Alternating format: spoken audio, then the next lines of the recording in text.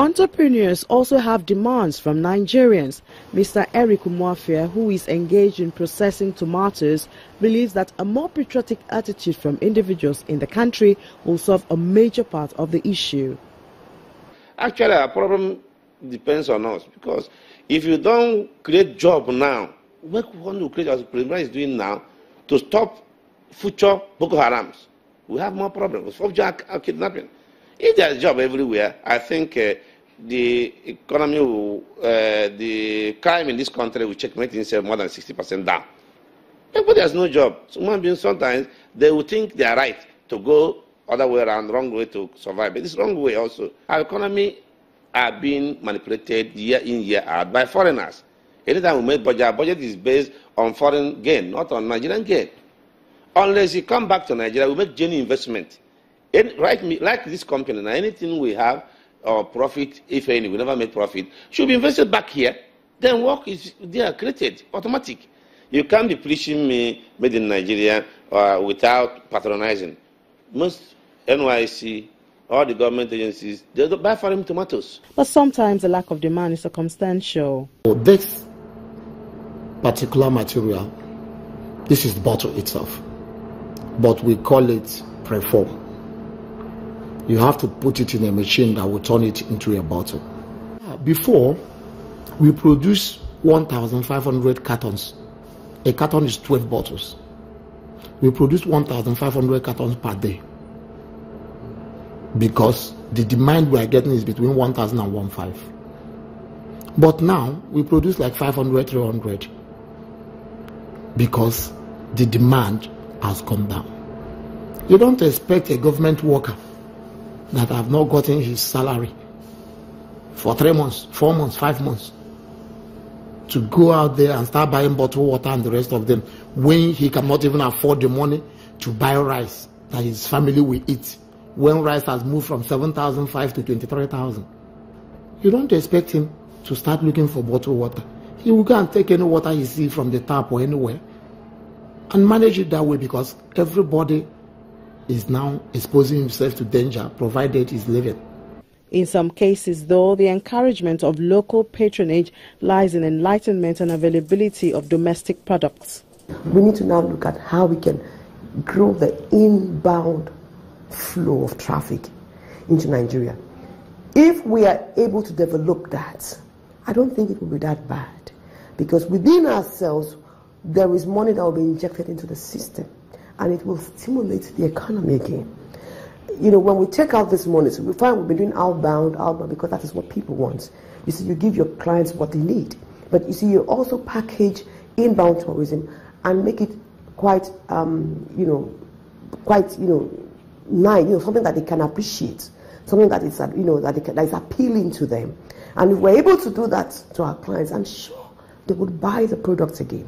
So within the budget of what they have, within their budgets, you can't afford the outbound experience anymore, but I'm sure you can afford the inbound experience. And I'm sure the inbound experience will be something wonderful, something a lot of people will want to look at. So if we can, as a country, look at this aspect of tourism and focus on it, and especially see it as, we're looking at recession, or we're saying, how do we get out of recession? So that what we should be thinking about is, what are the easy things we can start with to kickstart the economy, while we look at the bigger things, like mining and oil and agriculture. What are the little things we can look at? I think growing the inbound tourism is one of the bigger things we can look at, because it's a low-hanging fruit that we can easily pick on. So while we're trying to grow the bigger aspects, we can at least keep a particular level of the economy flowing. You understand? The tourism industry is one of the largest employer of labor. So you can imagine if you're able to keep this aspect of the sector still thriving and being able to keep a lot of people under employment, able to pay people their salaries, then you know that it won't be as bad, as people will still be able to afford, the basic needs. Even if you can't eat a 3 square meal, you can eat 2. Even if you can't afford to pay, give 1,000 naira, you can give 100 naira. And out in the markets, activities have picked up as both traders and buyers seem to have adjusted to the change with 2016 has left behind. But they also add their wish to the list of demands. You can see where we are now. It used to be a marketplace, but now the market authority has done it. Most of these things we see here, we are not waiting for government to do anything for us. If you wait for government, probably you wait for like 100 years more. So what we're asking them, we have a route that links in the market, which if they can come and see it, it will really help the market very well. But for now, the market is in good shape. Nothing happened. But the improvement we want for government to do for us, it will cost a lot of money, and they're not ready to do it. I don't know why. Like where we're selling tomatoes, it's a very big place. I've been to South Africa, I've been to many countries where they are doing this business. And Nigerian sector is the poorest. If you go to South Africa, we are bigger than them. But if you go to where they're selling their perishable items, it will amaze you. If you go inside there where we are selling our own, you wouldn't even like to stay much. But there you can even like to sleep because the place was well covered. There was AC there. There are a lot of nice places.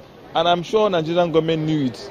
I don't know why they are not helping matter. But I think now with this new innovation, when government are trying to assist the farmers, I believe they also assist the traders, particularly for where they are selling, so that the place will look very okay. What we want government to do for us is just to make sure that the electricity is working.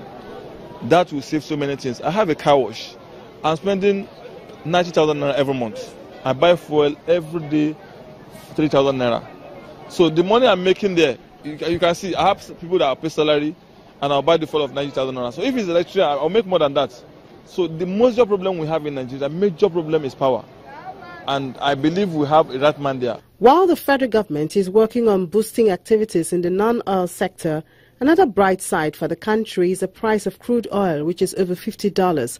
That's at least $7 higher than the projection in the 2017 budget. These combined with the possibility of surpassing the 2.2 million barrels per day production, according to the Minister of State for Petroleum Resources, Dr. Ibe Kachiku. It seems an economic rebound is closer than before. However, industry experts call for caution. We are seeing a price of 58, and a fraction, the last couple of days. That is initial market reaction to the production cut by member countries.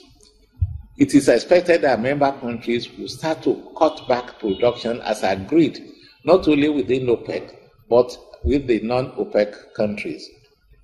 Usually the market reacts like that because there is expectation that, okay, the production, the supply in the international market will come down.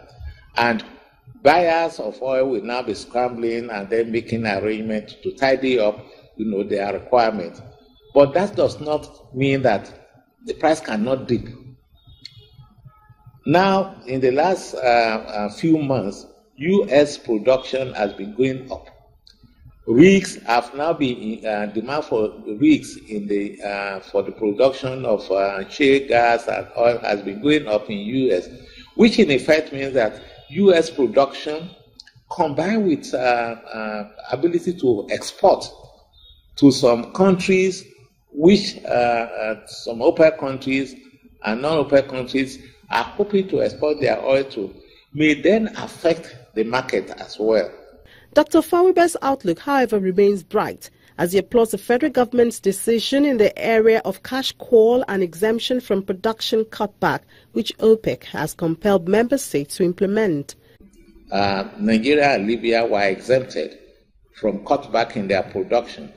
But if we are not able to take advantage of that, by producing at a level, say, about 2.2 million barrels per day, we will have lost out. So it is, I said, it's conditional if and only if government is able to achieve peace with the militants in the Niger Delta.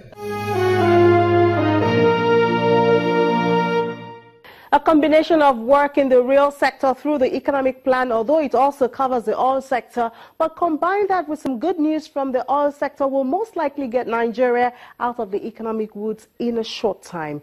That's our package for this episode of Big Story. Thank you for watching. I'm Ini Thompson.